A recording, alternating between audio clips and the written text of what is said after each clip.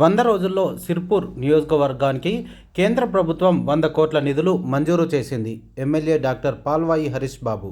కొమరంభీం ఆసిఫాబాద్ జిల్లా సిర్పూర్ నియోజకవర్గ MLA doctor Palvai Harish బాబు శనివారం సాయంత్రం 4 గంటలకు హైదరాబాద్లోని నాంపల్లిలో గల భారతీయ జనతా పార్టీ రాష్ట్ర కార్యాలయంలో రాష్ట్ర ప్రధాన కార్యదర్శి కొల్లి మాధవితో కలిసి విలేకరుల సమావేశం ఏర్పాటు చేశారు. తెలంగాణ రాష్ట్రంలోనే వెనుకబడిన ప్రాంతమైన సిర్పూర్ నియోజకవర్గానికి గత 100 రోజుల్లో కేంద్ర ప్రభుత్వం 100 కోట్లను మంజూరు చేసిందని ఎమ్మెల్యే డాక్టర్ పాల్వాయి హరీష్ బాబు అన్నారు. తెలంగాణ రాష్ట్రంలో కాంగ్రెస్ పార్టీ అధికారంలోకి వచ్చిన తర్వాత ఇచ్చిన హామీలన్నీ విస్మరించిందని ఎమ్మెల్యే డాక్టర్ పాల్వాయి హరీష్ బాబు ఆరోపించారు.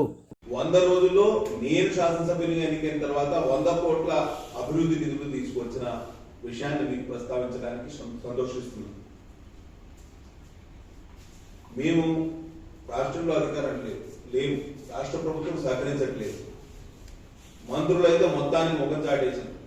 కనీసం మాకు ప్రోటోకాల్ నిబంధనల ప్రకారం మాకు దక్కాల్సిన గౌరవ మర్యాదలను కూడా మాకు దూరం చేసే పరిస్థితి, ఏటికి ఎదురెత్తుతున్న పరిస్థితుల్లో మేము 100 కోట్ల నిధులను కేంద్ర ప్రభుత్వ డైరెక్ట్ అంటే దీంట్లో రాష్ట్ర ప్రభుత్వానికి సంబంధం లేని నిధులు మీకు తెలియజెప్పే ప్రయత్నం ఎందుకు చేస్తున్నా అంటే విషయం చాలా వరకు కనుమరుగైపోతుంది, వెనుకబడిపోతుంది. వీళ్ళ గోబెల్స్ ప్రచారంలో, అడ్డగోలు మాటల్లో సెలెక్టివ్ గా ముఖ్యమంత్రి గారు మాట్లాడుతున్న విధానాన్ని ప్రజలందరూ ఖండించాల్సిన అవసరం ఉన్నది.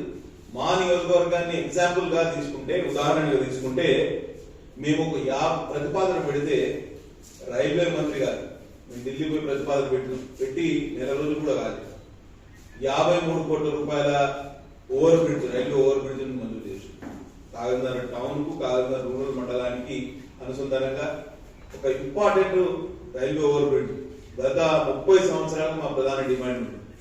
మేము జస్ట్ ఒక సంతకం పెట్టి వారు పూర్తిగా నియోజకవర్గంలో రైల్వే క్రాసింగ్స్ ఏమి లేకుండా చేస్తాను ఒకటే మాట ఇచ్చింది. దానికి అనుగుణంగా రోడ్ ఓవర్ బ్రిడ్జ్ మంజూరు చేయడం జరిగింది.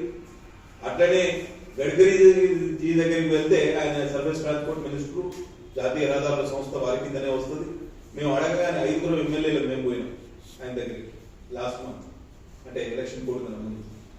రాష్ట్ర ప్రభుత్వానికి మీరు సెంట్రల్ రోడ్ ఇన్ఫ్రాస్ట్రక్చర్ ఫండ్ కింద నిధులు ఇస్తున్నారట, మమ్మల్ని చిన్నచూపు చూస్తున్నారు వాళ్ళు, మా ప్రతిపాదన ఏమి తీసుకోవట్లేదు అని మేము 5 ఎమ్మెల్యేలు, ఉమ్మడి ఆదిలాబాద్ జిల్లాకు చెందిన 4 ఎమ్మెల్యేలు మరియు కామారెడ్డి ఎమ్మెల్యే శాసనసభాపక్ష ఉపనేత శ్రీ వెంకటరమణారెడ్డి గారు, మేము 5 పోయి ఆయన దగ్గర కూర్చుంటే మా దగ్గర తీసుకున్న ప్రతిపాదనలు మళ్ళీ రాష్ట్ర ప్రభుత్వానికి పంపించి రాష్ట్ర ప్రభుత్వం నుంచి ప్రతిపాదన అడిగి తీసుకొని 100 కోట్లకు పైగా నిధులు మా 5 శాసనసభ్యులకు ఇవ్వడం జరిగింది. మా నియోజకవర్గానికి 18 కోట్ల రూపాయలతోటి సెంట్రల్ రోడ్ ఇన్ఫ్రాస్ట్రక్చర్ ఫండ్ కింద పెంచుకల్పేట మరియు దయగా మండలాల మధ్యలో అనుసంధానించే ప్రధానమైన పెద్దవాగు మీద బ్రిడ్జ్ నిర్మాణానికి వారు నిధులు విడుదల చేశారు. టెండర్ కూడా అయిపోయింది.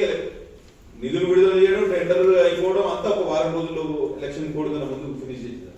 మేము జూన్ 4 నాడు శంకుస్థాపన చేయడమే తరువాత ఎలక్షన్ కోడ్ అయిన తర్వాత, మోడల్ కోడ్ ఆఫ్ కాండక్ట్ అయిపోయిన తర్వాత